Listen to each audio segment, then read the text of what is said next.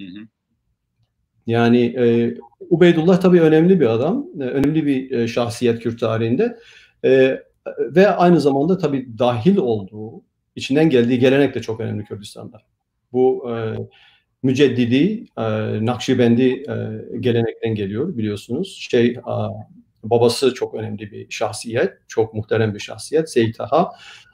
Seyyid Taha tabii çok önemli şekilde Mevlana Halid'e bağlanıyor. Mevlana Halid ve Halidilik Kürdistan'da, Türkiye'de, Orta Doğu'nun diğer yerlerinde tam Martin Van Brunisen'in gösterdiği gibi Endonezya'ya kadar kolları ulaşmış bir tarikat ve onun sayesinde tarikat Kürdistan'da yerleşiyor. Ve bugün adını bildiğimiz, çok popüler olan, çok takipçisi olan bir sürü tarikat Seyyid Taha dolayısıyla Mevlana Halid'e bağlanıyor. Dolayısıyla Şeyh Ubeydullah'ın geldiği yer, hani çok büyük bir ağaç düşünecek olursak, onun köklerinden bir tanesi. O köklerin içine yerleşiyor ve o köklere değişik bir yön vermeye çalışıyor. O yüzden isyan çok önemli. Ama hani bugün bile giderseniz Türkiye'nin bir sürü yerine ve Kürdistan'a hala kendini o gelenekten gören, Seyyid Taha'nın devamı gören ama Şeyh Ubeydullah'ı görmeyen çok ciddi bir durumla karşı karşıyayız. Yani bir sürü çalışmada o siyasi, onu hani dışarıda bırakalım gibi bir tavır var. Evet, zaten Nakşibendilikle ilgili çalışmalarda da böyle pek adı geçmeyen, oysaki Seyyid Taha'dan sonra ailenin ve tarikatın başına geçen biri olmasına rağmen pek adı anılmayan biri. Adının anılmamasının tabii politik bir tarafı var. İnsanlar yani bir şekilde korkuyorlardı, bir şekilde bulaşmak istemiyorlardı ve o yüzden yani. Evet, aslında benim tanışmam da ilginç. Şöyle oldu, ben tarih bölümünde okurken Osmanlı arşivine girdiğimde Abdülhamit dönemi çalışıyordum. Arşiv belgelerinde işte Şeyh Abdullah diye biri görüyorum. Diyorum kim bu Abdullah? Ondan sonra bir gün birkaç belge aldım. Emin de olamadım. Ubeydullah, Abdullah diye de okunabiliyor çünkü. Tabii ki. Engin Deniz Akarlı vardı o sırada arşivde. Onunla sohbet ederken yok dedi, o Şeyh Ubeydullah'tır. Çok önemli bir isyandır o falan. Ben de biraz belge aldım. Sonra tabii beni hemen çektiler. Gel bakalım, sen bu belgeleri niye alıyorsun? Sene 90'lar tabii ki öyle arşivde öyle her belgeyi alamıyorsunuz. Böyle bir kulağımı büktüler bu konulara fazla bulaşma diye. Oradan beridir benim de çok merak ettiğim bir mesele.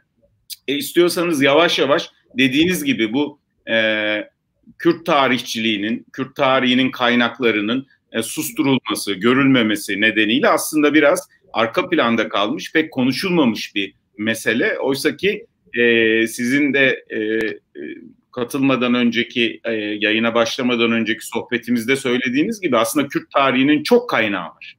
Yani sayılamayacak. Yani benim sözünüzü kesiyorum. Benim bu çalışmamın 10 yılları bulmuş olmasının en büyük nedeni sürekli bitmeyen bir kaynakça ortaya çıkıyor. Evet. Yani ben arşivde sizin yaşadıklarınızı yaşamadım. Ben hiçbir sıkıntıyla karşılaşmadım doğrusunu isterseniz Osmanlı arşivinde. Gayet iyi çalıştık.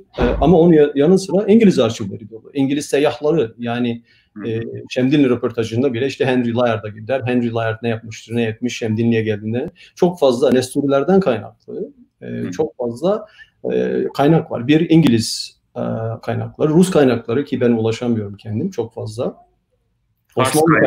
Osmanlı kaynakları çok zengin. İran tabii ki. İran'da çok fazla hem devletin belgesi var. Yani ben mesela yıllarca Sadabat Sarayı'nın kütüphanesinde olan bir nüshaya ulaşmak için uğraştım. Nüshaya ulaştık. 900 sayfa kadar bir şey. Şah'ın veliahtıyla yazışmaları, devlet ileri gelenleriyle yazışmaları. O dönemde İran'da da tabii öyleydi. Aman bu konulara bulaşmayalım, aman karışmayalım. Dolayısıyla gizli saklı yapmak zorunda kalıyorsunuz.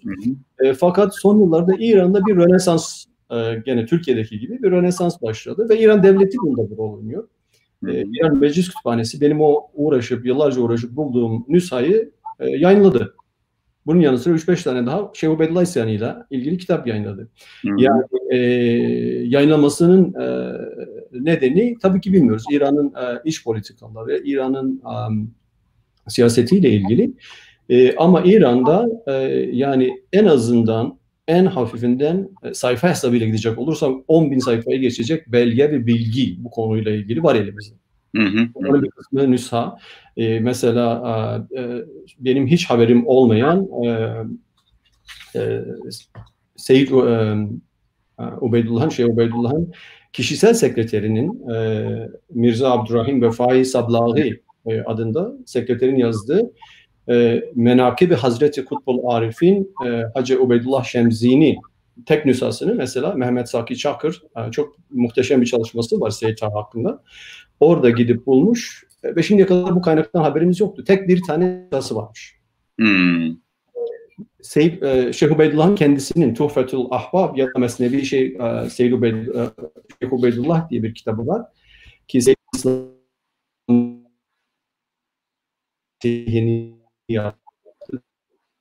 kaynaklar ve bunlar yayınlanmaya başladı. Tabii İran kaynaklarında şu var, yani bizim bu kaynakları okurken çok dikkatli olmamız gerekiyor. Bunlar ya işte anit olarak bahsediliyor, ya tuğyan olarak bahsediliyor, ya fitne kelimesi çok kullanılıyor tabii. Şeyh Ubeydullah'ın fitnesi. Evet, Osmanlı'da fesat kavramı çok. Efendim? Osmanlı'da fesat kavramı çok kullanılıyor. Tabii. Osmanlı'da çok farklı tabii Şeyh Ubeydullah'a bakış. Osmanlı kaynakları çok farklı. Osmanlı kaynaklarında bir yerden sonra dönüşüm var. İsyan döneminde dönüşüm var. Öncesinde tabii çok çeşitli bir karşı karşıya gelmeler var. Tartmalar var. Osmanlı kaynakları çok saygıyla bahseder Şeyh Ubeydullah'tan. Evet. Yani İslam'ı göreceğimiz gibi Şeyh Ubeydullah İstanbul'a geldiğinde gayet büyük bir şaşayla geliyor. Bazı yani bir Amerikan gazetesinin o zamanki haberine göre herkes Şeyh Ubeydullah'ın tekrar Kürdistan'a genel vali olarak gönderileceği düşüncesinde falan. Yani çok farklı Osmanlı kaynaklarında, ama Osmanlı kaynakları tabii ne olduğunu ne bittiğini de farkındalar. Evet. Şeyh Ubeydullah'ın fikriyatının çok farkındalar. Yani kaynak çok. Tabii telgraftan dolayı mesela gazetelerinde yüzlerce Şeyh Ubeydullah isyanıyla ilgili yüzlerce belge var. Yüzlerce haber var. Hani Hakkari'nin nerede olduğundan, Urumiye'nin nerede olduğundan çok haberleri yok. Ama çok fazla belge var. Çünkü telgraf haber ajansları o dönemde bu haberleri yayıyorlar. Bir başka kaynağımız misyonerler tabii çok bilinen. Evet. Misyonerlerin mektupları, işte bir uzun süre gidip çalıştım. Philadelphia'da bu Presbyterian Historical Society denilen bir arşiv var. Bütün misyonerlerin mektupları, kişisel hatıraları orada. Ve bir sürü misyoner kadın, mesela kadın gözüyle bu tarihte kadının yeri zaten pek belgelerde olmadığından, mesela misyoner kadınlar bir sürü belge bırakmışlar bize. Şeyh Ubeydullah İsyanı ile ilgili, Urmiye ile ilgili, hayatla ilgili, ekmek nasıl yapılır, tandırın rolü nedir, bu insanların hayatından kadınların ne kadar çok fazla muhteşem kaynaklara sahibiz konuyla ilgili. Evet. Bugüne kadar tabii ki çalışılamıyor desek herhalde ne demek istediğimiz iyi anlaşılır. Yani aslında toparlamak gerekirse Kürt tarihiyle ilgili çok fazla kaynak var ve bu kaynaklar aslında bunları çalışacak tarihçileri bekliyor. Dolayısıyla da Şeyh Ubeydullah isyanıyla da ilgili durum aynı. Ve bu bir kişinin, 2 kişinin, 5 kişinin hakikaten üstesinden geleceği şeyler değil. Belki bunlar üzerine onlarca çalışma yapılması lazım. Ama Şeyh Ubeydullah... Tabii ki şimdi yani mesela Seyyid Taha tek başına, Seyyid Taha üzerine benim işimi çok kolaylaştıran bazı çalışmalar oldu. Mesela Abdülcebbar Kavak, efendime söyleyeyim Mehmet Saki Çınar, Kemal Süleyman'ın yaptığı çalışmalar, emek verilmiş, çok değerli çalışmalar bu konuyla ilgili ve bizim işimizi kolaylaştırıyorlar. Yani bir birikime ihtiyacımız var ve belki de o yüzden bugüne kadar yayınlanmadı. Çünkü bir kişinin altından çıkacağı konular değil. Değil tabii. Peki. O zaman yavaş yavaş bu Kürt tarihinin belki de dönüm noktası diyebileceğimiz hikayeyi biraz açmaya başlayalım. Ne dersiniz Sabri Hocam? Seni kaybettim, sesini Azim. Tekrarlar mısın? Duyabiliyor musunuz şimdi? Tabii, şimdi duyuyorum. Dedim ki bir giriş yaptık. Şimdi yavaş yavaş bu Kürt tarihi açısından gerçekten çok önemli olan meseleyi biraz açmaya başlayalım istiyorsanız. Tabii ki, tabii ki. Ben şunu sormak istiyorum. Merak ettiğim meselelerden biri bu. Şimdi Şeyh Ubeydullah Nehri ailesine mensup. Ve bu aile 19. yüzyılın ilk yarısında Kürdistan'daki en güçlü ailelerden biri haline gelir. Yani hem 1850'lere geldiğimizde Kürdistan'ın dini lideridir bu aile. Beni duyabiliyor musunuz hocam? Şu anda ben bir tek kendimi görüyorum ama. Sabri hocam, yayından düştünüz mü?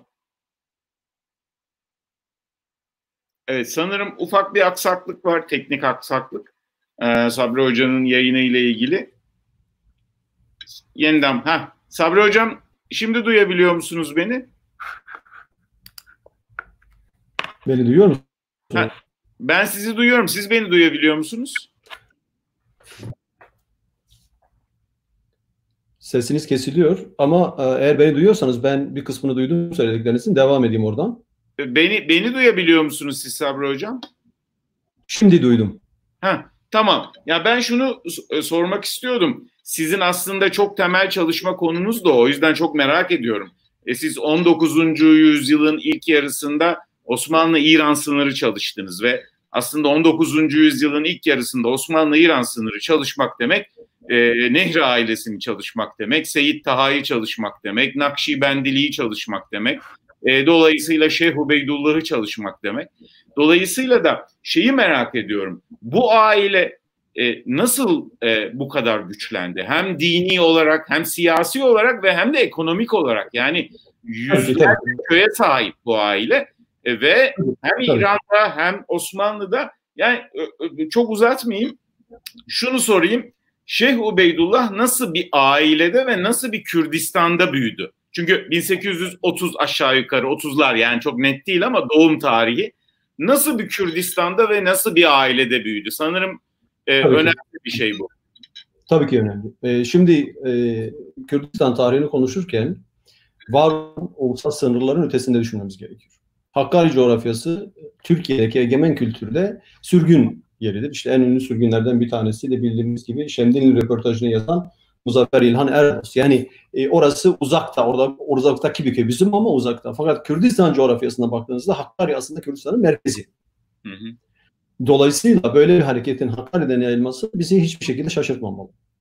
İkincisi, dediğim gibi, Mevlana Halit ve onun bağlantısı, Nakşibendi bağlantısı üzerinden düşünmemiz gerekiyor. Runese'nin çok güzel bir şekilde açıkladığı gibi Tanzimat sonrası gelişmeler çok önemli rol oynuyor burada. Yani 19. yüzyıla baktığımızda Osmanlı-Rus, Osmanlı-İran savaşları çok önemli. 1820'lerde, 1820'lerden önce olan savaşlar. Onlar bölgeyi değiştirmeye başlıyor. Bölgede o zamana kadar daha farklı bir hayat var. İtibaren bölge değişmeye başlıyor. Onun ötesinde Tanzimat'la beraber Kürt beyliklerinin, Kürt mülklerinin yıkılmasıyla beraber Osmanlı ve Kürt halkı arasındaki bağlantı gerçekten kopuyor. Ve Brunese'nin bahsettiği gibi o kopukluktan giren ve toplumla devlet arasındaki ilişkileri sağlayacak yeni bir aktöre ihtiyaç var. O aktör de şehirler. Şunu söylemek lazım. Şehirler yok muydu? Tabii ki vardı. Şehirler hep vardı. Seyyid Taha oradaydı, Seyyid Abdullah oradaydı, Seyyid Salih oradaydı. Hepsi irşad yapıyorlardı. Nehri'de medreseler vardı. Kürdistan'da gayet iyi biliyoruz ki 16. yüzyılda, 17. yüzyılda, 18. yüzyılda medreseler çok aktiflerdi. Sadece dini değil, aynı zamanda seküler ilimleri öğretiyorlardı. Yani mesela Evliya Çelebi'nin Bitlis seyahatnamesinin ne baktığınız zaman, Bitlis'teki hatıralarına baktığınız zaman oradaki kütüphanenin yakılması, yıkılması acı sayfalar. Ama o neyi gösteriyor? Orada dinin ötesinde aynı zamanda seküler bir gelişim de var. Bir entelektüel hareket var. Onun ötesinde bakmamız bu Cumhuriyet'in bizim kafamıza, daha doğrusu Kemalist tarihçiliğin kafamıza koyduğu şehirler, şıhlar, ağalar kavramından uzaklaşmamız gerekiyor. Bizim Şeyh Ubeydullah'a, Seyyid Taha'ya, öbürlerine, Şehzade, kime olursa bakarken bu entelektüel, dünyayı tanıyan, dünyayı bilen, dünyada ne olduğunu ve bunun içerisinde benim halkım niye bu durumda diyen, dertlenen, bunun için bir şeyler yapmaya çalışan insanlar bunlar. Geliyor aile kökenini tabii ki Abdülkadir Geylani'ye götürüyor. Bugün hala Geylani soyadını kullanan ailenin bazı parçaları var bildiğimiz gibi. Yani Seyit kökenli bir aile. Kendisini öyle görüyor. Kökenini öyle şey yapıyor. Nasıl güçleniyor aile? Seyyid Taha'dan sonra Seyyid Taha'nın müritleri, yani bugün hani başta da bahsettiğim gibi Kürdistan'ın bir sürü yerinde Revanduz'dan ta Musul'a kadar, Bitlis, Erzurum'a kadar bir sürü yerde halifeleri var. Ve Şeyh Ubeydullah tabii bu halifelerin kurduğu network, sistemin içerisine doğuyor. Nehri ailesi Hakkari Dinli mirlerinin güçten düşmesiyle beraber yükselmeye başlıyor. Devletler de bunun farkında. Yani Osmanlı mesela Şemdin'de Tuz isyanı oluyor. Seyyid Taha'ya gidiyor. Seyyid Taha onu bastırıyor. Raporları var. Mesela Sultan'ın yaverlerinin raporları var. Bakıyoruz ki yani ya diyor bizim orada 2 taburla 3 taburla yapacağımız işi diyor şeyhin 2 tane lafı hallediyor. Bizim uğraşmamıza gerek yok. Dolayısıyla ne oluyor? Osmanlı destek vermeye başlıyor. Çünkü günde 500 kişinin gelip Hakkari Dağları'nın ortasında bir yerden bahsediyoruz. Gelip ziyaret ettiği bir yer burası. İran Şahı Muhammed Şah bazı köylerin tuyul hakkını, toplama hakkını Seyyid Salih zamanında ya da büyük ihtimalle Seyyid Taha zamanında aileye veriyor. Niye veriyor? O da çok ilginç. Şah'ın eşlerinden bir tanesi Kürt. Yahya Bey diye bir Kürt beyi var. Onun kız kardeşi. Fakat Yahya Bey aynı zamanda Hakkari sülalesinden, Hakkari emirleri sülalesinden. İran Şahı'nın işte dediğim gibi eşlerinden bir tanesi Kürt ve aynı zamanda Seyyid Taha'nın müridi. O ilişkilerden dolayı bir sürü köy veriliyor. Mesela bir sürü köyün vergi toplama hakkı veriliyor. Ama daha sonra aile köyleri toprak almaya başlıyor. Birikim oluştukça yeni köyler alınıyor ve o köylerin sayısı artıyor. Ama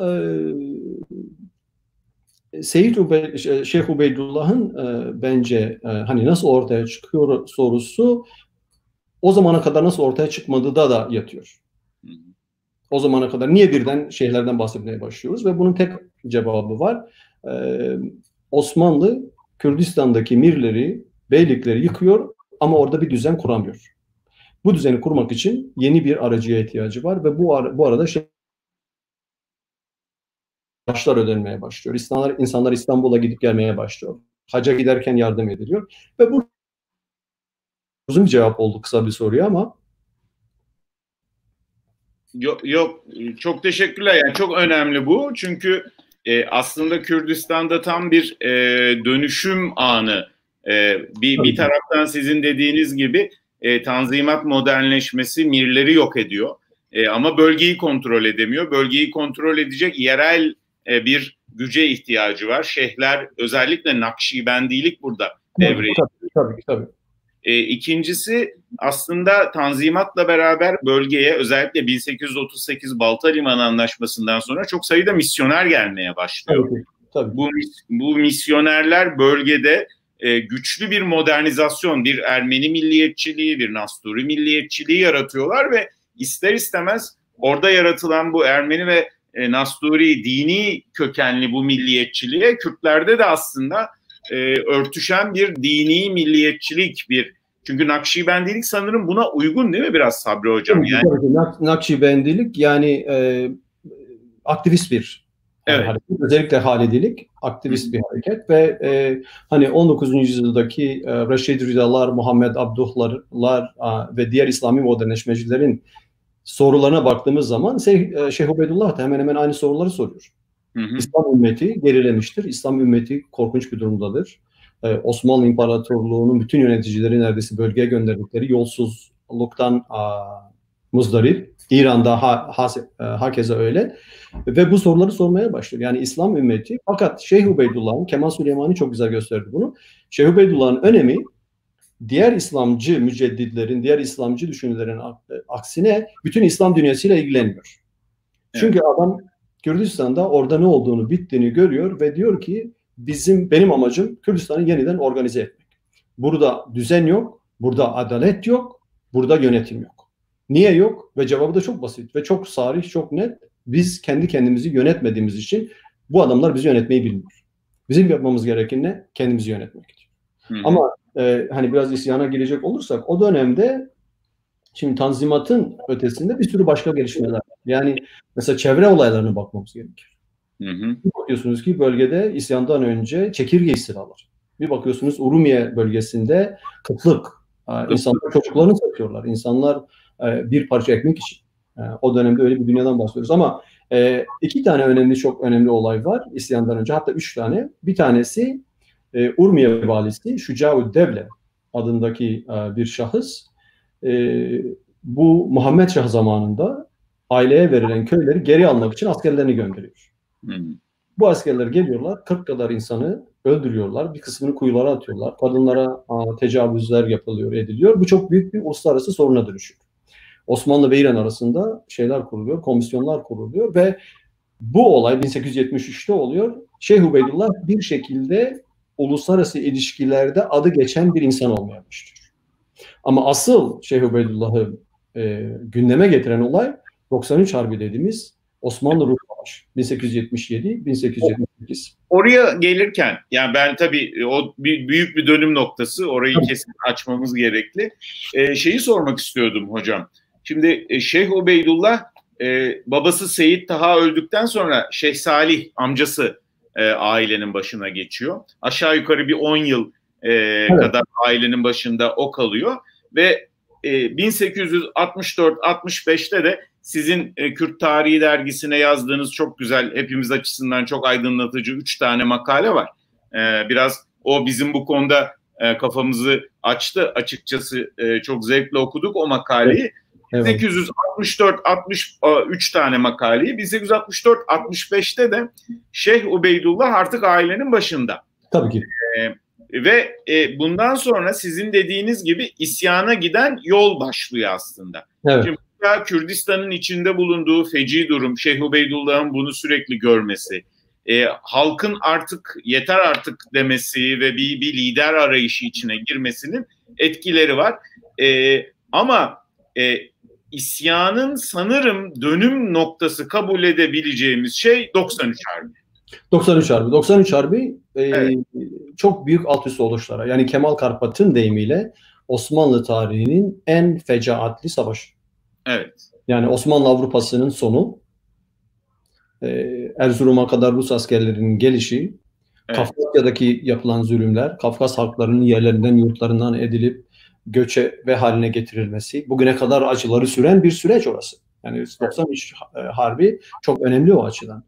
Şimdi Tanzimat sonrasından bahsettik. Bir bakıyoruz ki 93 Harbi'nde birkaç tane Kürt paşa var. Sürmeli gibi, Haydaran'da bir meşhur paşamız var.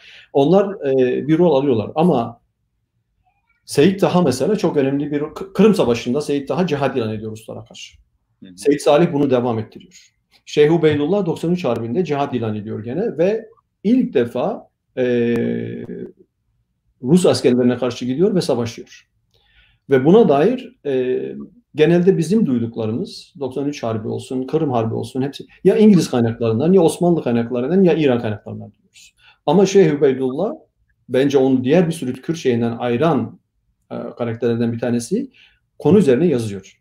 Evet. Mesnevi'nin bir kısmını, evet, Tuhfe'l Ahbab'ın bir kısmında Şeyh Ubeydullah 93 Harbi'ne katkılarından bahsediyor. Çünkü Sultan Abdülhamid'le yazışmaları var. Onlar elimizde.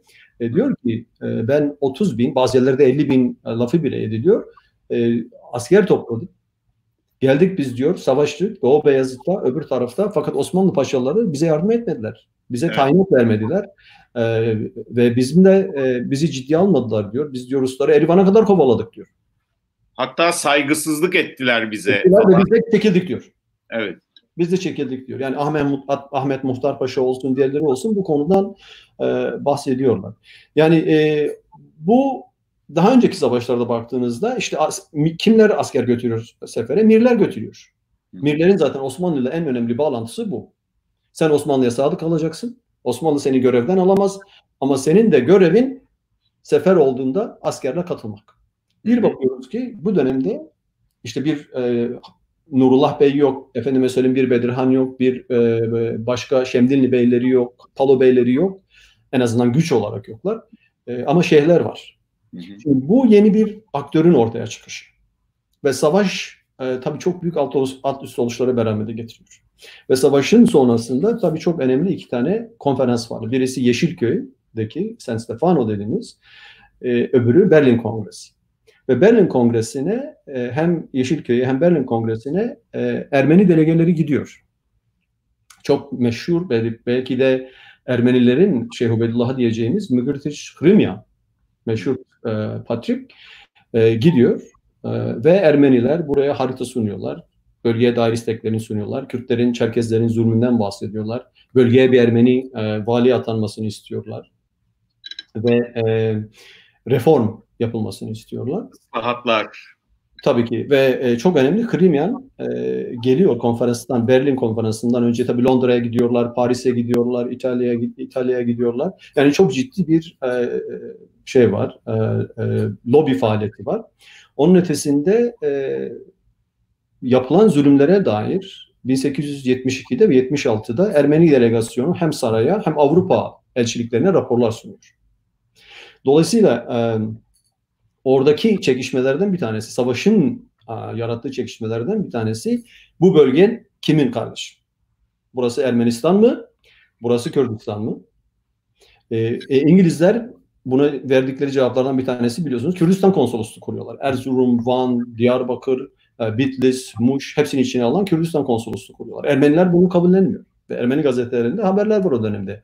Buranın adı Kürdistan değil, buranın da Ermenistan.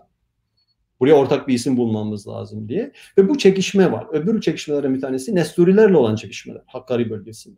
Dolayısıyla bir şekilde Kürt toplumu tarafından ve özellikle İran'daki Kürt toplumu tarafından, çünkü çok büyük haksızlıklar var. İnsanlar Şii olmaya zorlanıyor, insanların kızları zorla alınıyor, insanlara çok büyük ekstra vergiler konuyor ve gidebilecekleri yer yok. Geldikleri en önemli yer, herkes bir şekilde Hakkari yapmaya başlıyor ve bize bir çare bul kardeşim baskısı, evet, şeyhi ön plana çıkar. Yani hani genel arka plan biraz bu.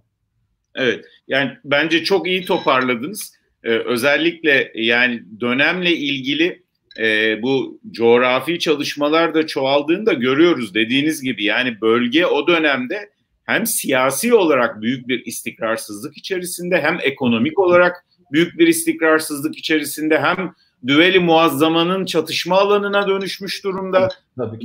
Dolayısıyla da Kürdistan halkı bu konuda bir tür çaresizlik içerisinde Şeyh Ubeydullah'tan bir şey yapmasını bekliyor. Evet. Diyebilir miyiz peki hocam? 93 Harbi'nde aslında Şeyh Ubeydullah Osmanlı'nın Ruslar karşısındaki bu perişanlığını da görünce yani artık bir şey yapmak lazım diyor sanırım. Aynen öyle. Aynen öyle. Bu dönemde Şeyh biraz bir ikilemde. Evet. Savaştan sonra Amediye'de Osmanlı askerleri halka zulüm ediyorlar. Seyyid Abdülkadir, Şeyh Ubeydullah'ın hem halifesi hem oğlu hem aynı zamanda isyandaki komutanlardan bir tanesi 2000 atlıyla gidip müdahale ediyor. Osmanlı İstanbul sultanın yaverlerinden biri gönderiyor. Bir sürü sultanın birçok yaveri gidip şeyhle görüşüyor. Yani bugünkü siyasi durumlar gibi değil. O dönemde Osmanlı çok farklı yaklaşıyor isyanlara, isyan liderlerine. Yaverler gidiyor, görüşüyor, raporlar geliyor, mesajlar gönderiliyor. Belki hani bu barış sürecinde olan şeylere benzer şeyler normal o dönemde. Osmanlı için normal. Öyle bir şey olmadığı zaman zaten bir imparatorluğu yönetemez. Evet. Şimdi diyorlar ve diyorlar ki isyan mı ediyorsunuz siz? İsyan mı ediyorsunuz? Hayır diyor. Ben diyor orada haksızlık vardı. Oğlumu onun için gönderdim. Haksızlığa müdahalesi. Benim sultana karşı, halifeye karşı, bu çok önemli bir şey Şeyh Ubeydullah için. Halife onun için gerçekten çok. Halife ayrı bir yerde, Sultan Abdülhamid ayrı bir yerde, Osmanlı yöneticileri ayrı bir yerde. Hı hı. Osmanlı yöneticileri diyor bunlar üçkağıtçı, bunlar yolsuzluğa hepsi bulaşıyor. Bunların derdi halkı yönetmek, adalet getirmek. Adalet kavramı çok önemli tabii ki, değil mi? Adalet getirmek değil, bunların amacı halkı yolmak ve baskı. Biz bunlardan daha iyisine layığız diyor. Zaten gerçekten Şeyh Ubeydullah'ın en önemli karakteristiklerinden bir tanesi halkına olan sevgisi. Sanırım tam bu arada bir şey sorabilir miyim? Çok merak ettiğimden. Benim okuduğum 3-5 misyoner kaydı var ve oralarda Şeyh Ubeydullah'tan çok sitayişle bahsediliyor. Hı hı. Yani sizin bahsettiğiniz halkına büyük sevgi duyan, yabancı insanlara da büyük hürmet gösteren, bölgedeki Ermenilere, Nasturilere de aslında kapısı açık. Tabii.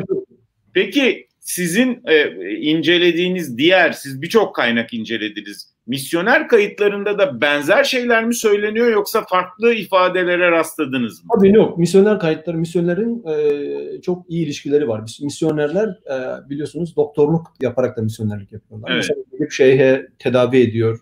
Dr. Cochrane dediğimiz meşhur bir tane misyoner var. Gidiyor şey yapıyor. Seyyid Abdülkadir bunun evine gidiyor. Şeyh Sıddık bunların evine gidiyor. Hatta işte oturduklarında sandalyeye, masaya, kaşığa, çatala nasıl şey yaptılar, tepki gösterdiler. Onlara kadar detaylarını biliyoruz. Yani gayet fakat şunun da farkındalar. Yani misyonerlerin söylediği şeylerden bir tanesi Kürtler Şeyh Ubeydullah hazır değil. Kürtler Şeyh Ubeydullah hazır değil. Niye değil? Çünkü Şeyh Ubeydullah Kürtlerin birlik olmadığı sürece hiçbir şey yapamayacaklarının, yani bugünkü meselelerimiz hala hiçbir şey yapamayacaklarının farkında. Ama aynı zamanda Kürtlere ne kadar seviyorsa, ki bunu hep söylüyor, aynı zamanda Kürtler o kadar da kızgın. Eşkıyalık, köy basmalar, sürü kaçırmalar, kız kaçırmalar, kan davaları, bunların olmasının nedeni iki şey bağlı. Bir, cehalet, iki, devletsizlik. Bizim halkımız diyor aslında kendi başına kalırsa, kendi kendini yönetirse dünyanın en akıllı, en medeni olabilecek halklarından bir tanesi. Fakat şu anda medeniyetten uzak, gelişimden uzak, anarşi içerisinde yaşayan bir halk ve bunun da tek yolu var. Biz kendi kendimizi yönetmek zorundayız. O yüzden fikriyatı savaştan sonra değişmeye başlıyor. İşte Ameliye'deki olaydan sonra sultana çok ilginç bir mektup yazıyor. Elimizde var mektup. Yani bir şeyin altını çizmek istiyorum. Şimdi bu konuda yıllar önce çok tartışılırdı. Şimdi insanlar, bizi dinleyenler şey zannetmesin. Şimdi Sabri Hoca'nın biraz önce söyledikleri şeyler vehmettiği şeyler değil. Şeyh Abdullah'ın bizzat yazdığı şeyler. Yani bunları biz vehmetmiyoruz ya da kurmuyoruz. Hani sanki böyle bugünkü Kürt milliyetçileri Şeyh Ubeydullah'a atfediyorlar gibi bir tarih yazıcılığı da var ya Sabri Hocam. Çok önemli. Bunları bizzat belgelerden okuyor aslında, değil mi hocam? Tabii ki. Şimdi çok önemli bir noktaya dokunuyorsun. O nedir? Niye Kürt tarihini yazmamız lazım? Evet. Eğer kendi tarihimizi kendimiz yazmadığımız sürece veya Kürt tarihi objektif bir şekilde yazılmadığı sürece, ideolojik kaygılara yazıldığı sürece önümüze konulan tarihçilik bu. Ya uyduruyorsunuz. Anladın mı? Kürt tarihini yazmanın en önemli amacı şu. Kürtlerin bilincine sahip çıkmak. Tarihsel bilincine ve öznelliğine sahip çıkmak. Hafızasına sahip. Ne diyoruz? Hep Kürtler bir şey yaptığında ne oluyor? Dış mihraklar bunu yaptı. Kürtler çünkü niye? Çünkü Kürtler o zekaya sahip, o medeniyete sahip, o inkişiliğe sahip insanlar değil. Dağlı, vahşi insanlar bunlar. Bunlar ne bilsin milliyeti, bunlar ne bilsin devleti. Biz ancak onu biliriz. Biz Farslar biliriz, biz Araplar biliriz, biz Türkler biliriz. Öyle değil mi?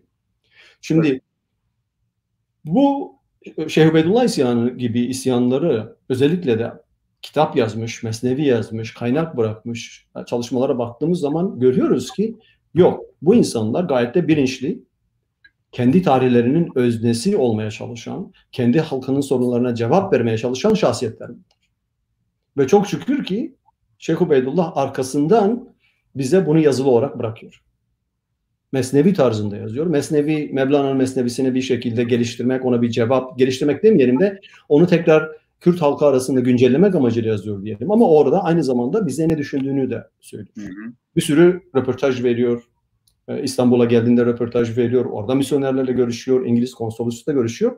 Ve biz bu tarihi yazmaya başladığımız zaman, bu belgelere gittiğimiz zaman bu halkın, liderlerinin, entelektüellerinin, kendi tarihlerinin, kendi coğrafyalarının aktörü olmaya çalıştıklarını görüyoruz. Bir bilinç sahibi olduklarını görmeye çalışıyoruz. öyle bir dış parmakla harekete geçirilen bir piyon olmadığını gösteriyoruz. Hı hı. Ve bu açıdan çok önemli bu tarihi çalışmak.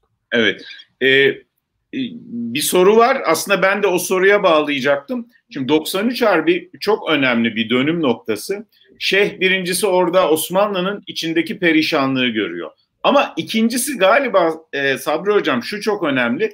Bölgede Ermeniler lehine ıslahat yapılması meselesi Kürdistan'da burada bir Ermeni devleti kurulacak şeklinde algılanıyor. Tabii ki. Şimdi dolayısıyla sanırım bu iki şey birleşince Şeyh yavaş yavaş bir plan yapmaya başlıyor değil mi? Plan yapmaya başlıyor. O çok ilginç. Yani o mektubu yayınlamayı düşünüyorum. Abdülhamid'e yazdığı mektup değil mi? Evet, yani bir sürü var. Fakat bir tanesi çok önemli. Bir tanesi bu Amediye'deki oğlunu gönderip Osmanlı askerleriyle çatışmasından sonra yaver Ahmet Ratıp Bey gidiyor ve görüşüyor Şeyh'le. Şeyh gizli bir mektup yazıyor sultana. Sadece sultanın gözleri için. Yaver'e yemin ettiriyor. Diyor ki sen yolda eğer sana bir şey olursa bu mektubu yırtacaksın, hatta yiyeceksin. Bu mektuba kimsenin görmesini istemiyorum. Mektup bayağı uzun bir Arapça girişle başlıyor. Ondan sonra Farsça. Tabii ki katibi Farsça yazıyor. Mektupta bahsettiği belli konular var. Bir tanesi Nesturilerle, Marşimun'la olan şikayetleri. Diyor ki bu adamlar Müslüman köylerini yıkıyorlar. Bayağı zulüm yapıyorlar.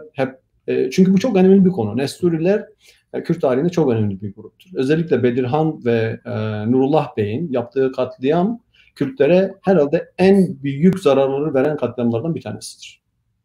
Niye? Çünkü Kürtlerin imajı, Kürtlerin dünyadaki özellikle Avrupa ve Amerika'daki imajı bu Nesturilerin katliyle beraber çok korkunç bir şekilde değişiyor. Hı hı. Şimdi Şeyh mektubu yazıyor, diyor ki ben duyuyorum Van bölgesinde özellikle Ermenilere ayrı bir devlet verileceğinden bahsediliyordur. Biz bunu kabul etmeyiz diyor. Ben gerekirse kadınları silahlandıracağım. Biz diyor burada en az 20 Müslümana karşı bir Ermeniyiz diyor. Nasıl burası Ermeni memleketi olur? Şunu söylemek çok önemli. Şimdi bu Şeyh'in Ermeni karşıtlığından değil. Çünkü Ermenileri hareketine katmaya çalışıyor. Nesturileri hareketine katmaya çalışıyor. Defalarca görüştüğü misyonerlere, diğer yabancılara Hristiyanları nasıl koruyacağına, biz burayı yönetirsek nasıl onların haberlerini nasıl yöneteceğiz, bundan gayet bahsediyor. Ama sultana diyor ki bu iş böyle olmaz. Öbür türlü ayrıca diyor ki senin bir sürü yöneticin burada diyor yolsuzluklar yapıyor. Burayı doğru düzgün yönetmiyor. Buraya daha kulak vermen lazım. Şimdi o açıdan bu 93 Harbi çok önemli. 93 Harbi'nden sonra bahsettiğim gibi Ermeniler Berlin'e, Paris'e, Londra'ya gidiyorlar ve lobi yapıyorlar ve Şeyh bundan haberdar ve buna karşı yapıyor. Bundan karşı önlem istiyor. Öbür tarafından göz önüne almamız gereken şey tabii ki İran'da olan şeyler. Hı hı. İran'da çok ciddi gelişmeler oluyor. İran'da en önemli şeylerden bir tanesi Şiileştirme hareketi var. Sünni şehirlere Şii ezanı okutma, aşırı vergilendirme, yöneticilerin zulümleri ve baskıları İran Kürtlerini Şeyh'e yönlendiriyor. Dolayısıyla hem Tanzimat sonrası Kürt mülklerinin ortadan kaldırılması, Kırım Harbi, 28 29, 26, 28 Osmanlı-Rus savaşları, oradan gelen bir gelişmeler, buradaki yönetim boşluğu ve İran'daki zulümlerle birleşince isyan dediğimiz hareket ortaya çıkıyor. Kaçınılmaz oluyor. Birkaç soru var ama ben onu sona saklayacağım. Bir 10-15 dakikamız daha var. Ben şeyi çok merak ediyorum. Şimdi isyan aslında başlatıldığında Şeyh Ubeydullah'ın niyeti isyanı İran'da başlatmak ve Osmanlı'yı da arkasına almak bir parça. Fakat işler pek iyi gitmiyor. Nerede sorun çıkıyor? Yani Şeyh'in planı nerede işlemiyor Sabri Hocam? Şeyh'in planı sanırım baştan sorunlu. Çünkü bir kere bir birlik oluşturmaya çalışıyor. Mektuplar yazılıyor, bir örgütlenme kurulmaya çalışılıyor. Fakat benim tahminimce biraz erken harekete geçiliyor. 1880 Ağustos ortalarından itibaren biraz yarı silahlanmış diyelim. Hepsinde mavzer olmayan, o dönemde Winchester ve Henry Martini tüfekleri var. Onlardan 3-5 bin tanesi 93 Harbi'nden Kürtlere kalan, bir kısmı kendileri ele geçirdikleri silahlar var. Ağustos sonlarında hareketlenmeye başlıyor ama esas olarak Eylül sonları İran'a yürümeye başlıyorlar. Ve Ekim başlarında iki koldan İran işlerine giriliyor. Bir kolun başında Şeyh Ubeydullah ve halifelerinden bir tanesi var. Aynı zamanda yeğeni olan Şeyh Muhammed Sıddık. Bunlar Urmiye'ye doğru gitmeye başlıyorlar. Urmiye'de bir Berdrup denen bir kalede Urmiye valisiyle ilk karşılaşma oluyor. Kürt kuvvetleri İran kuvvetlerini orada yeniyorlar ve Urmiye'ye geliyorlar. Urmiye'de Seyr Dağı dediğimiz bir tepe dağ arası bir yerde misyonerlerin okullarına çok yakın bir yerde Şeyh karargahını kuruyor. Ve burada çok önemli bir gelişme olur. Hani genelde dış müdahaleler, işte İngiliz parmağı, Amerikan parmağı muhabbeti olur ya. Gerçekten Amerikan parmağı çok önemli bir rol oynuyor orada. Amerikan parmağı şeyhin Urmiye'yi alamamasında çok önemli bir rol oynuyor. Dr. Cochran dediğimiz meşhur, herkesin hani kitabına, onun hakkında yazılan kitaba ve onun raporlarına dayanarak bugüne kadar hep konuşulmuştur. İranlılar bu Amerikan misyonerine 24 yaşında genç bir doktor o dönemde diyorlar ki sen aracı olabilir misin? İngiliz konsolosu da o arada orada. Zaten o yüzden hep dış parmak muhabbeti yapılır. Bu şeyhe gidiyor. Diyor ki 2 gün mühlet verir misin? Ve bence şeyh orada en büyük hatasını yapıyor. Biraz kendine fazla güvenmekten kaynaklı bunlara 2 gün mühlet verir. 2 gün mühlet sürecinde Urmiye valisi ki yenilmişti Berdrup Kalesi'nde geliyor. Şehrin duvarlarını onarıyorlar. Halkı örgütlüyorlar ama o aynı zamanda destek kuvvetler gelmeye başlıyor. Ondan sonra Ekim başlarında 3 güne yakın bir çatışma oluyor Urmiye tarafında. Fakat Kürtler şehre giremiyorlar. Bazen 3-5 yerden giriyorlar fakat tutunamıyorlar. Peki Sabri Hocam, bu Cochran aynı zamanda İran hükümetiyle ortak çalışıyor değil mi? Hayır, çalışmıyor ama adamın amacı oradaki Hristiyanları korumak biraz. Ha, anladım. Ama aynı zamanda kendi çıkarlarını korumak. Yani çünkü İran biliyor ki bir şey olursa İran diyecek ki siz mi yaptınız bu işi? Görüşmeye gittik. Şimdi bilmediğimiz konulardan bir tanesi aslında orada bir başka misyoner Wilson, o da bir kitabı var bu konuda, diyor ki o dönemde diyor aslında Urmiye'yi alabilirdi. Evet. Ve maalesef Urmiye'yi alamadan çekilmek zorunda kalıyorlar.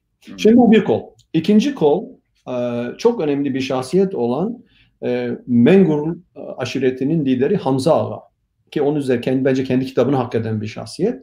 Evet. Onun ve Seyyid Abdülkadir'in liderliğinde Tercan, Bukan, Lahican, Oşneviye, Bane ve oradan Mahabat ya da o dönemde Savuçbulak denilen yere doğru ilerlemeye başlıyorlar. 7.000 civarında bir kuvvetleri var. 3-5 bin tanesi, en fazla herhalde 3 ile 5 bin arasının elinde mavzer var.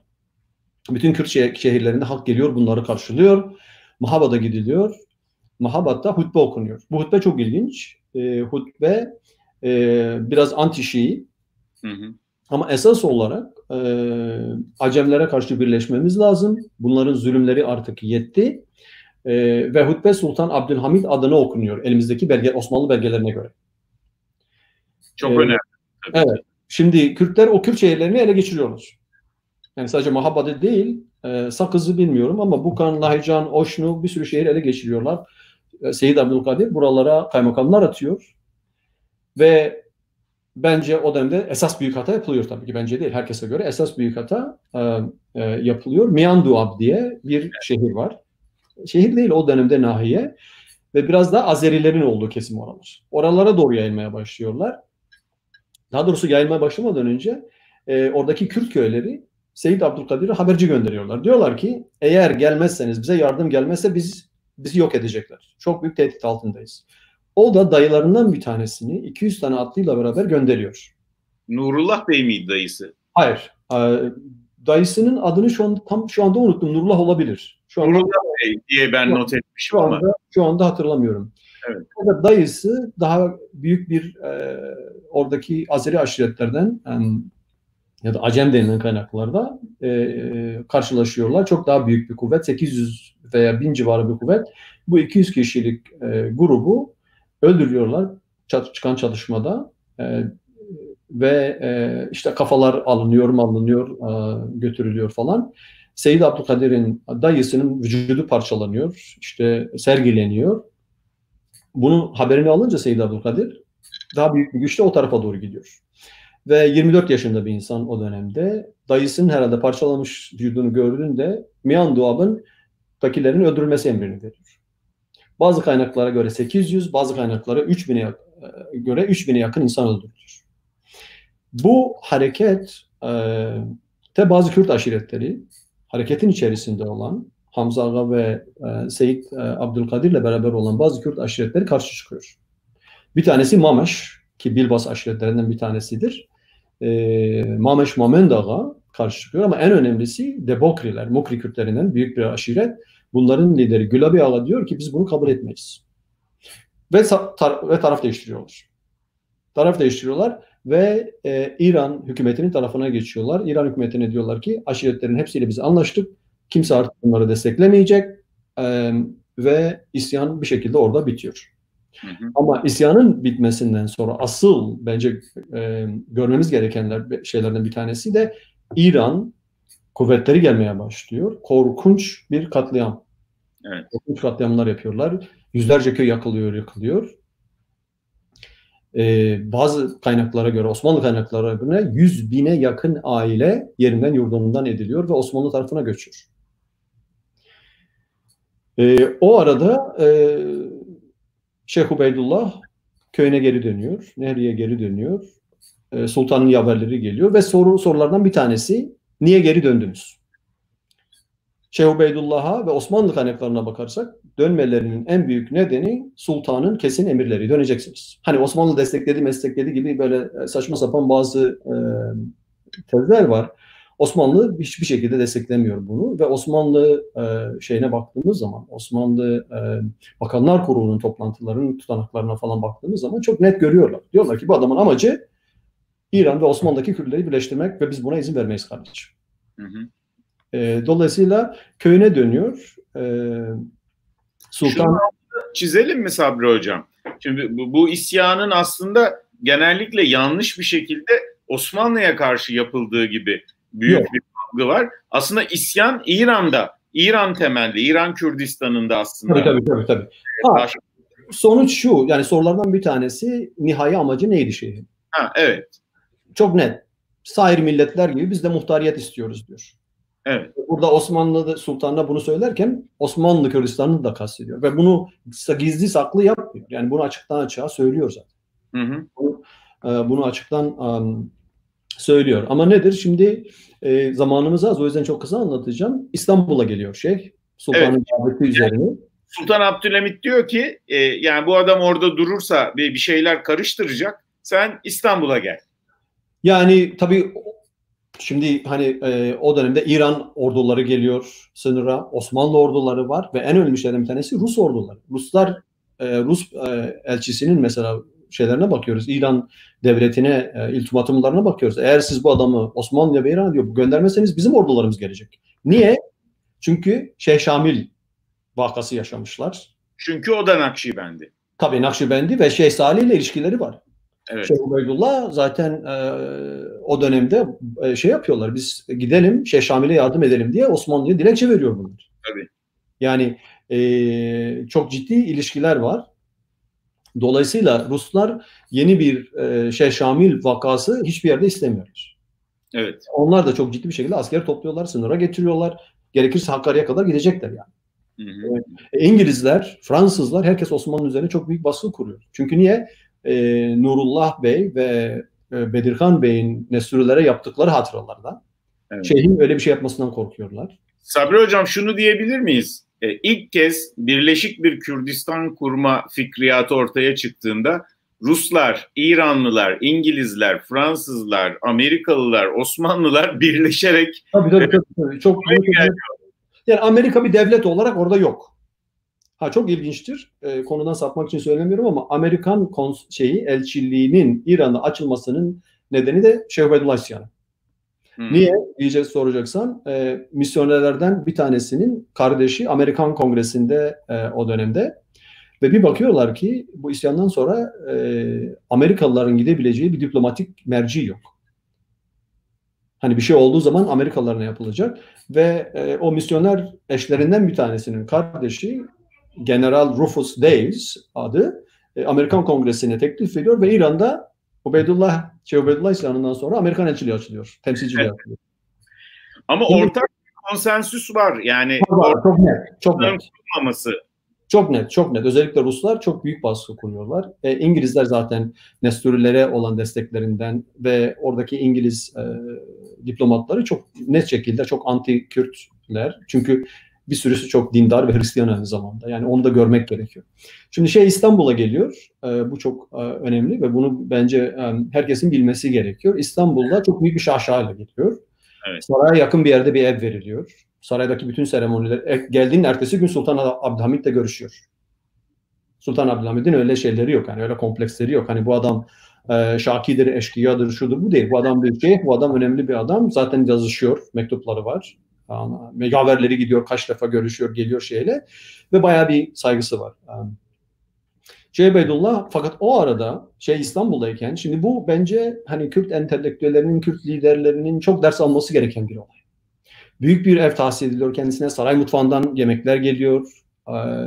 Çok büyük bir şekilde hürmet var. Ziyaretçiler, gazeteciler geliyor, görüşüyor. Fakat şeyhin vicdanının kabul etmediği bir şey yapılan Nasreddin Şah'ın verdiği emirlerle yapılan zulümlere karşı halkın yerinden yurdudan edilmesi, köylerin, şehirlerin yakılması, kadınlara tecavüz edilmesi, hamile kadınların, karındaki çocukların deşilip çıkarılması, bunu kabul edemiyor. Bir kaçış planı hazırlıyor. Ve kaçıyor saraydan. Saraydan kaçması çok ilginç. Saray mutfağından her gün tabii ki haber, yemek gönderiliyor. Yemek gönderiliyor ve bayram, Ramazan bayramı sanırım. Davet gönderiyorlar. Sultan fark ediyor. Namaza gelme işini fark ediyor. Nerede diyor. O arada araştırmaya başlıyorlar. Bakıyorlar ki 40 gündür ben çiledeyim diye Çile zaten çekiliyor. Yani mesela Seyit daha çok meşhur çileleriyle. Çileye çekildim diye haber göndermiş. 40 gündür buna gönderilen yemeği hizmetlisi olan İranlı çok onun da sorgulaması var tabii Osmanlı arşivlerinde, ona ulaşabiliyoruz. O yemekleri ekstradan yiyormuş. Gitmiş halbuki haber yok. Batum'a gidiyor, Tiflis'e gidiyor, oradan Hakkari'ye geliyor. İşte İstanbul'daki Erzurumlu medrese öğrencileri yardım ediyor şeyhin kaçışına. Ve bence çok önemli bir olay. Hani İstanbul'da saraya yakın bir evde büyük bir şatafatla yaşamayı kabul etmeyip ben halkıma yapılan zulme karşı bir şeyler yapmak zorundayım diye geri gidiyor. Fakat orada tabii gidince Rus orduları zaten, yani ordu demeyelim ama Rus kuvvetleri, İran orduları, Osmanlı birlikleri hepsi bu küçük nehri çevresinde, Şemli çevresinde toplanmaya başlıyorlar. Fakat şeyhin planlarını asıl sekteye uğratan bu ordular veya askerler değil, her iki aşiretiyle olan bir kan davası var. O patlıyor o arada. Osmanlı askerleri Nehri'ye ilerlemeye başlıyor. Gerdi aşireti ve 250 kişilik başka bir topluluk. Onlar Osmanlı'ya karşı koymaya çalışıyorlar ve koyamıyorlar.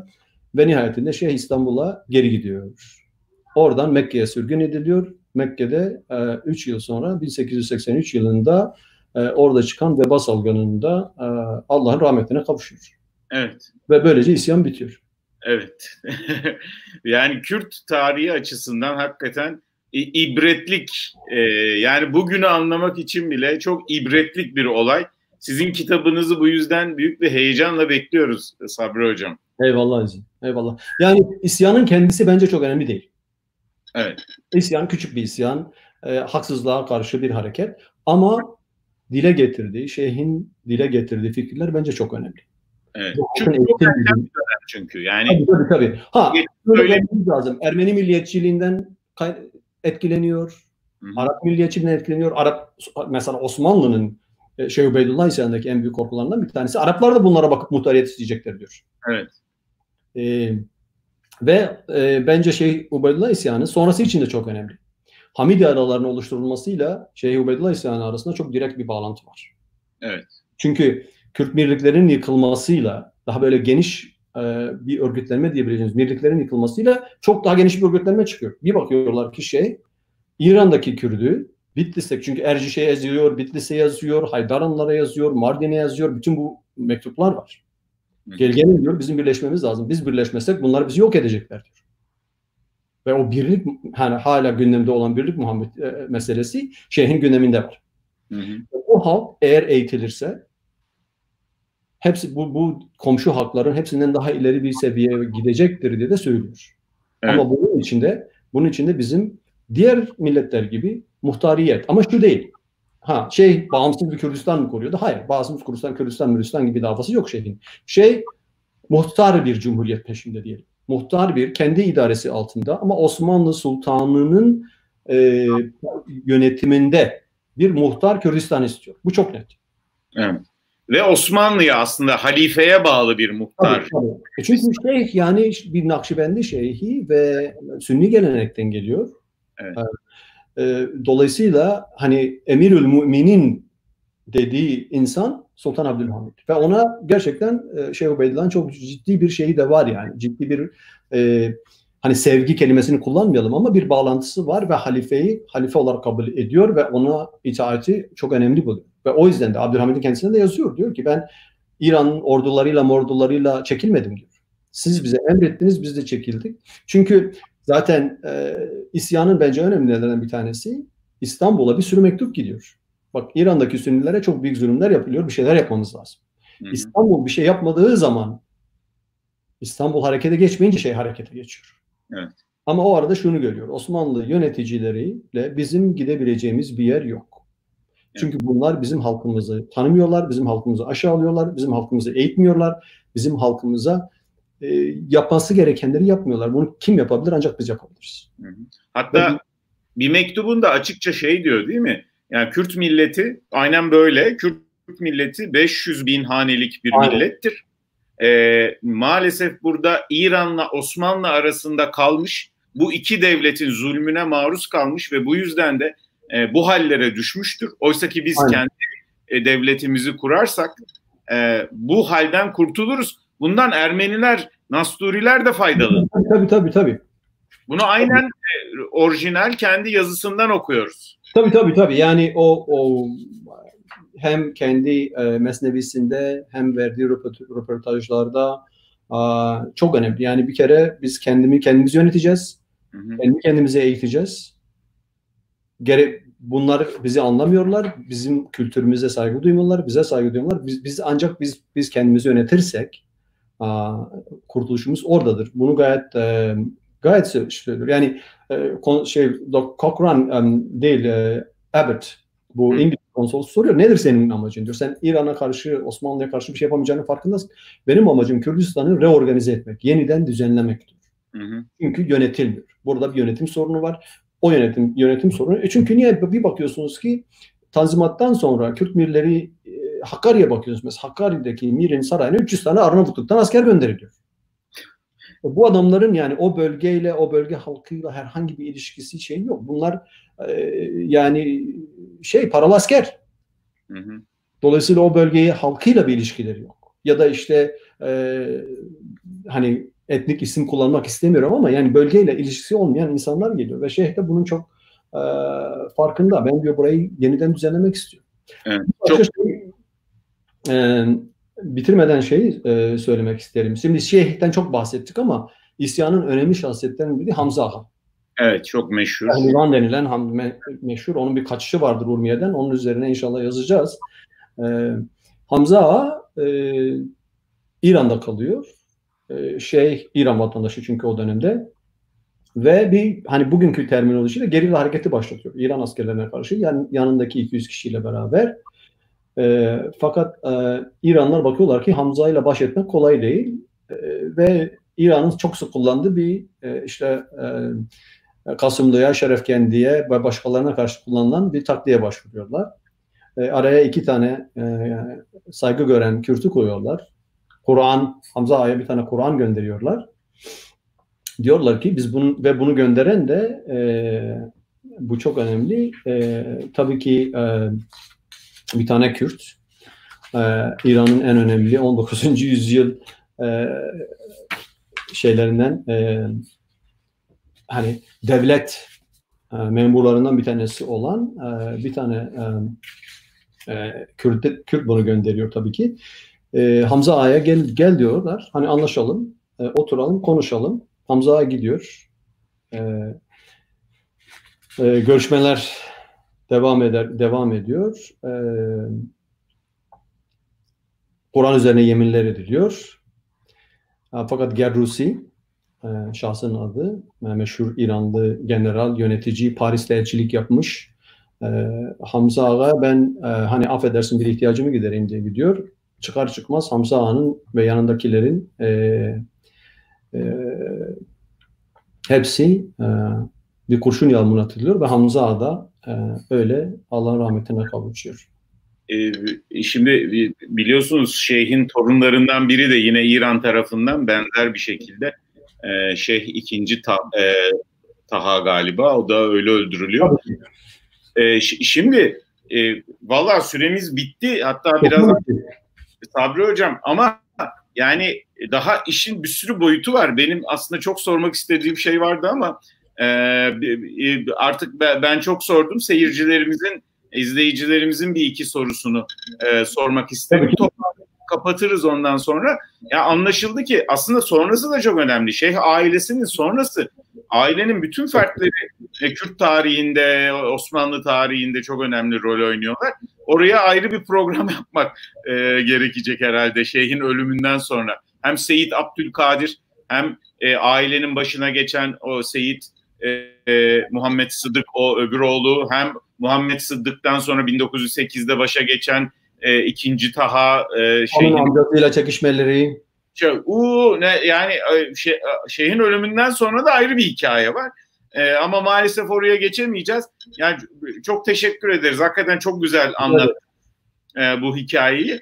Mesela seyircilerimizden biri sormuş. Benim de çok merak ettiğim bir şeydir. Ben de çok dikkat ettim. Ben Kürt aydınlarının, özellikle İstanbul'da yaşayan Kürt aydınlarının ya da bu modernist Kürt aydınlarının 1890'dan sonra çıkardıkları pek çok dergiye falan baktım. Şeyh Ubeydullah oralarda pek geçmiyor. Yani onlar oysa ki çok yakınındalar. Yani hatta işte Şeyh Ubeydullah'ın oğlu Seyyid Abdülkadir'in arkadaşları falan bir kısım. Şeyh Ubeydullah isyanı üzerine bu dergilerde doğru düzgün bir şey yok. Ya o dönemin İstanbullu Kürt entelektüelleri acaba Abdülhamit'le ilişkisi iyi diye mi Şeyh'i görmezden geliyorlar? Niye Şeyh'e karşı böyle bir sükût? Bence yok. Yani Şeyh'e karşı sükût olmamasının en önemli şeyi Seyyid Abdülkadir'in durumu. Yani oradaki Kürtlerin, İstanbul'daki Kürtlerin liderliğine havadan gelmiyor.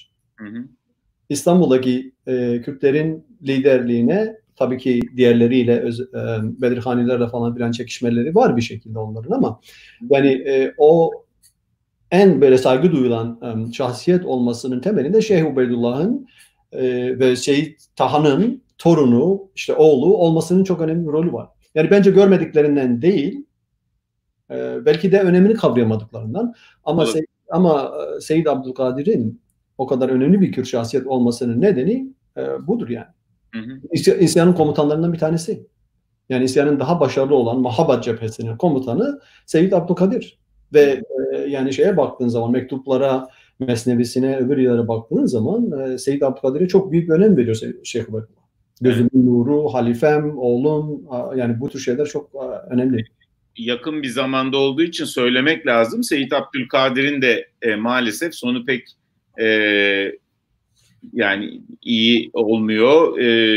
Şeyh Said isyanından dolayı devlet tarafından sorumlu görünüyor. Oğluyla birlikte yakalanıyor ve uyduruk bir mahkemeden sonra oğlu Muhammed Sıddık galiba, yine yanlış hatırlamıyorsam. İkisi de idam ediliyorlar. Hatta Seyyid Abdülkadir önce beni asın lütfen, yani sonra oğlumu asarsınız diyor ama sırf oğlunun idamını görsün diye önce oğlunu asıyorlar. Yapılan aynısı.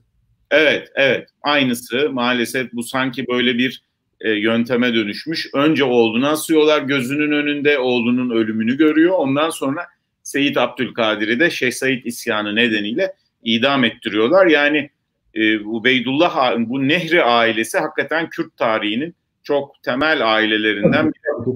Tabii ki. Yani bahsettiğimiz gibi o bir rol üstlenmeleri. Evet.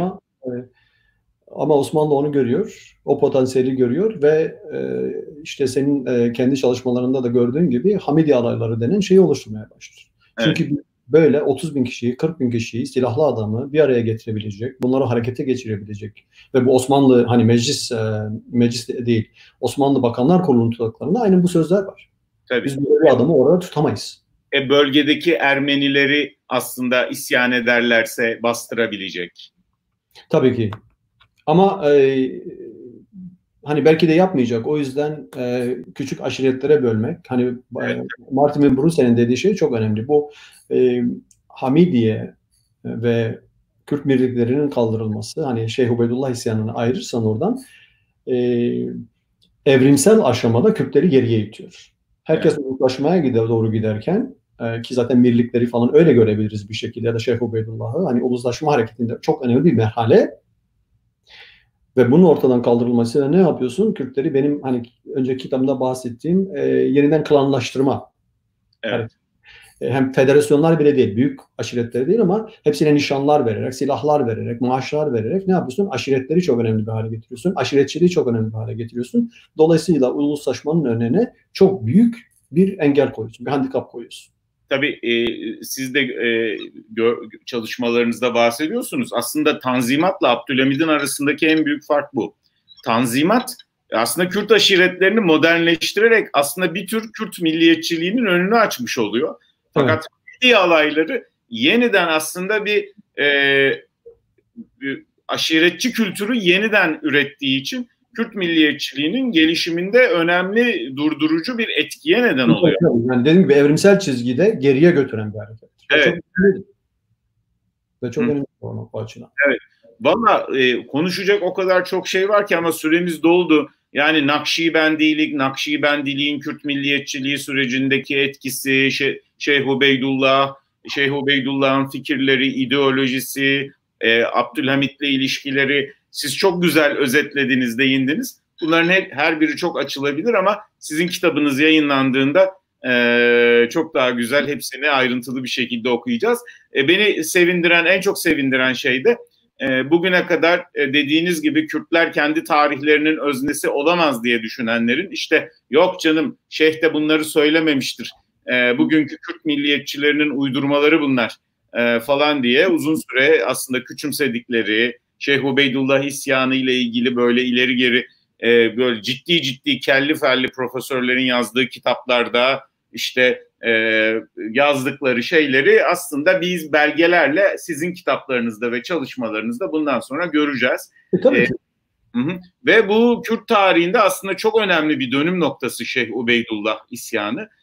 Bunu yavaş yavaş sizin ve sizden sonra dediğiniz gibi çok malzeme var. Yani bir çalışmayla bitecek bir iş değil. Kürt tarihçileri umarız bundan sonra da bu konuda çalışmaya devam ederler. Ya edeceklerdir. Çünkü zaten şu anda hani bir küçük de olsa bir Rönesans gibi bir hareket olduğundan bahsedebiliriz. Herkes kendince bir şeyler yapıyor. Ama yani o noktaya tekrar gelmek isterim. Tarihte bilinç sorunu çok önemli. Evet. Yani özellikle bizim açımızdan sürekli dış piyon, işte şunun bunun maşası sözleriyle tarihi açıklamaya çalışılan bir halk için kendi bilincimizi kurtarmak, susturulan bir tarihin pençesinden bir tarihin öznesi olduğumuzu ispat etmek Biz de bu memleketin sahibiyiz. Biz de bu memleketin bir parçasıyız. Şeyh Ubeydullah da bu noktada çok önemli bir mihenk taşıdır. Ve bir bilinçle hareket etmiştir. Ve şeyi de şu göstermek, dediğim gibi o şey çok önemli. Hani dış mihrak muhabbeti çok önemli bu konuda. Şeyh Ubeydullah hareketi gösteriyor ki yok kardeşim 7 düvel Kürtleri desteklememiş, 7 düvel Kürtlere karşı savaşmıştır. Ama bu Kürtlerin kendi bilinçleriyle kendi agency'leriyle ortaya koydukları bir harekettir ve o açıdan da çok önemlidir. Hı hı, hı. Sabri Hocam sizi çok yorduk. Çok teşekkür ederiz. Çok memnun oldum. Çok inşallah başka arkadaşlarla dediğim gibi bu seri devam eder. Evet. Çok teşekkür ederiz. Umarız bundan sonra da özellikle kitap çıktıktan sonra kitabın temel argümanları çerçevesinde bu konuyu sizinle yeniden konuşmayı çok isteriz. Ben ayrıca da bu vesileyle sizinle tanıştığım için de çok mutlu oldum. Çok teşekkür ederiz. Ben çok teşekkür ederim. Olan izleyicilerimizden de teknik arızalar için de özür dileriz. Bir yarım saat kadar geç başladık ama geç bitirmedik çok fazla. Evet. İzleyicilerimize de bizi sabırla dinledikleri için çok teşekkür ederiz. Peki. Ben çok teşekkür ederim. Çok sağ olun. Görüşmek üzere. Hoşça kalın. İnşallah.